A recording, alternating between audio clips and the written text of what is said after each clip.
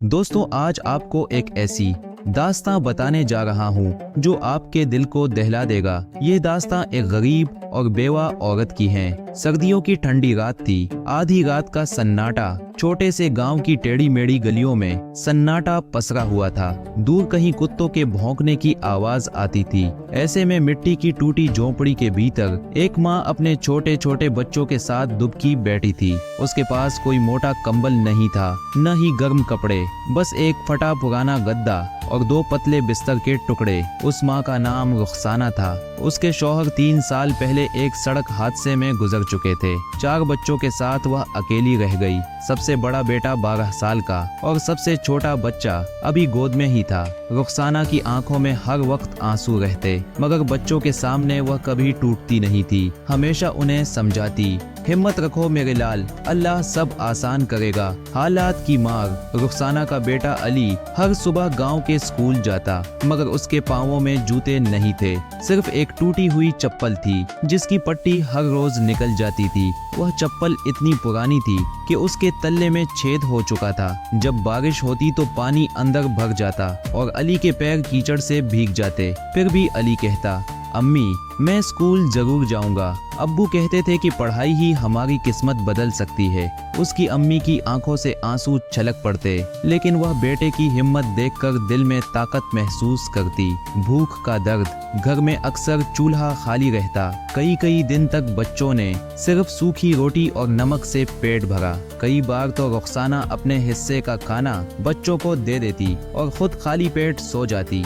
छोटी बेटी फातिमा एक दिन रोते रोते बोली, अम्मी पड़ोस के बच्चों ने दूध पिया है, हमें भी दूध चाहिए। रुखसाना का कलेजा फट गया, मगर उसके पास पैसे नहीं थे। उसने बस अपनी बेटी को सीने से लगाया और बोली, मेरी जान, जब तू बड़ी होगी तो मैं तुझे हर दिन दूध पिलाऊंगी, अभी सब्र कर। मजबूरी की दुनिया। अली अक्सर स्कूल से लौटकर गांव की दुकान पर मजदूरी करता। कभी बोरे उठाता, कभी सब्जियां बेचने में मदद करता। बदले में उसे 5-10 रुपए मिलते। उसी पैसे से घर का आटा और थोड़ा बहुत सब्जी आ पाती। लेकिन कई बार दुकानदार उसे ताना भी मारते। पढ़ाई का क्या करेगा, जूते तक नहीं है और पढ़ाई करने चला है। अली चुपचाप सब सुन लेता, मगर उसके दिल में आग जलती। मैं पढ़ूंगा जरूर, अब्बू का सपना पूरा करूंगा।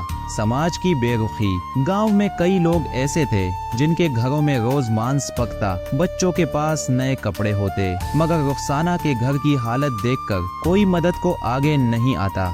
सब लोग अपने अपने में व्यस्त रहते। बस एक बूढ़ा मौलवी साहब कभी कभी बच्चों के लिए पुरानी किताबें दे जाते। कहते, बेटा हालत चाहे जैसे हो, इल्म मत छोड़ना।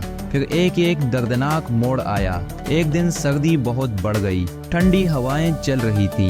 अली बिना जूते के स्कूल जा रहा था। रास्ते में उसके पैर में पत्थर चुभ गया और खून निकलने लगा, मगर उसने किसी को नहीं बताया और चुपचाप क्लास में बैठा रहा। उसकी मास्टरनी ने देखा कि उसके पाँव से खून बह रहा है। उन्होंने पूछा, अली ये क्या हुआ, जूते क्यों नहीं पहने? अली की आंखें भर आईं। उसने सिर झुका लिया और बोला, मास्टरनी साहिबा मेरे पास जूते नहीं हैं। पूरा क्लास खामोश हो गया। कई बच्चे हंसने लगे। अली का दिल टूट गया, मगर उसने रोते हुए कहा, मैं पढ़ाई इसलिए नहीं छोड़ूंगा। फिर सबसे बड़ा इम्तिहान का वक्त आया। उस रात घर लौटकर अली बुखार से तपने लगा। ठंड और चोट ने उसके शरीर को तोड़ दिया था। उसकी अम्मी उसके पास बैठकर रो रही थी। छोटे भाई बहन भी डर गए। रुखसाना ने पड़ोस से उधार लेकर दवाई खरीदी, मगर बुखार 3 दिन तक नहीं टूटा। चौथे दिन अली ने माँ का हाथ पकड़ा और धीमे स्वर में कहा, अम्मी अगर मैं जिंदा रहा तो एक दिन आपके लिए बड़ा घर बनाऊंगा, लेकिन अगर मैं न रहा तो मेरे छोटे भाई बहनों को जरूर पढ़ाना। ये सुनकर रुखसाना का दिल फट गया। वह चिल्ला उठी, नहीं बेटा, तू कुछ नहीं होगा, अल्लाह तुझे जरूर ठीक करेगा। इंसानों की आंखें खोलने वाली घटना। गांव वालों ने जब यह सुना कि अली बीमार है तो धीरे धीरे लोग आने लगे। किसी ने दवा दी, किसी ने खाना भेजा, मगर रुखसाना की आंखों से आंसू रुक नहीं रहे थे। वह सोच रही थी, क्यों इंसान तब तक मदद नहीं करता जब तक हालात जानलेवा न हो जाए? क्यों गरीब की तकलीफ पहले नजर नहीं आती? फिर उम्मीद की किरण जगी। अली धीरे धीरे ठीक होने लगा, मगर उसकी चप्पल अब पूरी तरह टूट चुकी थी। उसे नंगे पैर ही जाना पड़ता था। तभी गांव के एक नेक इंसान ने यह सब देखा। उसने अली को नए जूते और कपड़े दिए, साथ ही पढ़ाई के लिए फीस भर दी। अली ने जूते को अपने सीने से लगाकर रोते हुए कहा, ये सिर्फ जूते नहीं हैं, ये मेरे सपनों का सहारा है। अली का वादा। अली ने माँ से वादा किया,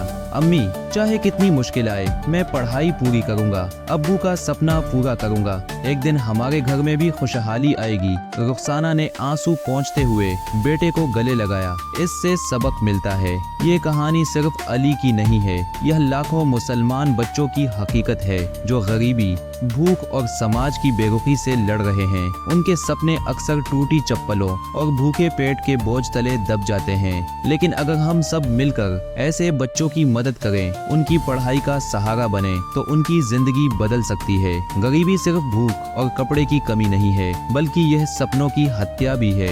एक मुसलमान का फर्ज है कि वह अपने भाई की तकलीफ को अपनी तकलीफ समझे। अगर हम अपने आसपास के अली को पहचाने और उसकी मदद करें, तो शायद उसका भविष्य रोशन हो सके। दोस्तों, अगर आपको यह कहानी दिल को छू गई, तो इसे शेयर करें और सब्सक्राइब करें, ताकि और भी रूहानियत भरी कहानियाँ आप तक पहुँचती रहें।